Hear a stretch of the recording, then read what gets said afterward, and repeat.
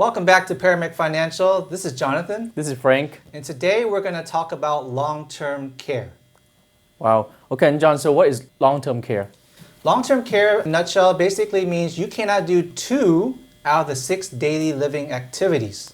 Frank, could you share with us what those 6 daily living activities are? Yes, so the first one is bathing.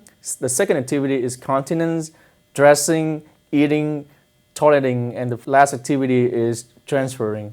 Yes, so if you can't do 2 out of those 6, that means you need a plan of care where either you do that in your home or you do it in a nursing home. So why is long-term care so important? Long-term care is important, Frank, because statistics says that people over 65, 70% of those people are going to need long-term care. And unfortunately, in this country, less than 10% of the people out there have planned for their long-term care needs. Wow. And finally, and this is true because in my family, they paid about $5,000 a month for my grandparents' Wow. long-term care. But average long-term care cost is anywhere from $5,000 to $10,000 a month. Wow, that is a lot. It is. And I also heard that health insurance, whether you buy individual plans or you have a plan through your employer, they don't cover for long-term care if you become disabled. Even if you have Medicare, you have a limit of 100 days. And with Medicaid, you also have that time limit. So what are the ways that you can plan for long-term care? Well, Frank, I'll tell you the inefficient way to plan for long-term care. The first way is burden your family, burden their money, burden their time.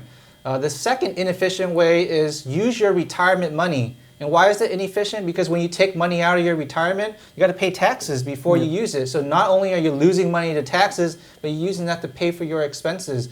And finally, a lot of people say this is that, I'm going to reverse mortgage my home. Well, a lot of people want to retain their home and pass it on to their family. And now if you reverse mortgage your home to pay for it, you don't have control of your home anymore. Wow. What is the efficient way to plan for long-term care then?